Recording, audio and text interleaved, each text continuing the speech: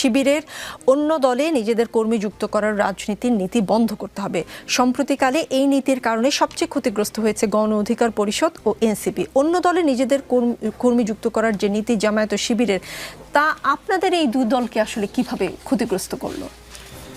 ধন্যবাদ। দেখেন, আমি এনসিপির অনেক নেতার সাথে কথা বলেছি, যেহেতু তারা আমরা একসাথে অনেক আন্দোলন সংগ্রাম করেছি, ডাকসু নির্বাচন করেছি, এবং আমাদের উভয়ের উত্থানটা মূলত 2018 সালের যে কোটা সংস্কার আন্দোলন।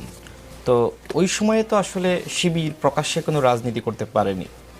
সে সময় তারা আমাদের মধ্যে নানানভাবে যুক্ত হয়েছে, এটা বাস্তব। এবং শুধু আমরা না, আমি দেখেছি যে ছাত্রদলের মধ্যে পর্যন্ত শিবির যুক্ত হয়েছে। আমার পরিচিত এরকম কয়েকজন ছিল।